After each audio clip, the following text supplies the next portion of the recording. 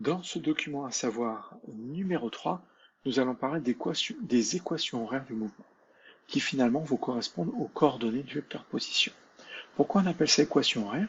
Parce qu'en finalement, ces coordonnées, x, y, z, du vecteur position, vont dépendre du temps.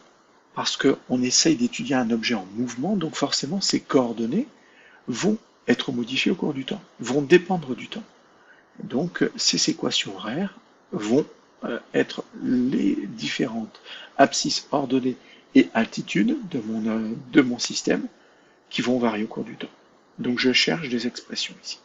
Les équations horaires du mouvement, x de t, y de t, z de t, c'est-à-dire que x est la fonction, t est la variable, y est la fonction, t est la variable, z est la fonction, t est la variable, sont les coordonnées du vecteur position OMG. Donc c'est les vecteurs, la coordonnée du vecteur OM, et en sachant qu'on symbolise on modélise le système par son centre de masse qui est G ici.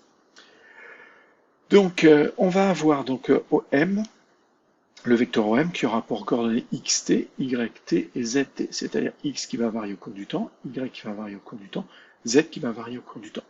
Et en fait, quand établir les équations horaires, ça va être de trouver la valeur de x de t, y de t, ou l'expression, pardon, de x de t, y de t et z de t.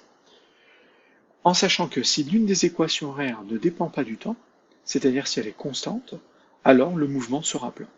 Par exemple, si z de t est égal à 4, et finalement je m'aperçois que z, l'altitude ne dépend pas du temps, elle a une valeur fixe, ça veut dire que finalement le déplacement ne se fait pas sur l'axe z, il se fait sur les axes x et y. Donc s'il se fait suivant deux axes, ça veut dire que le mouvement est plan, il est contenu dans un plan.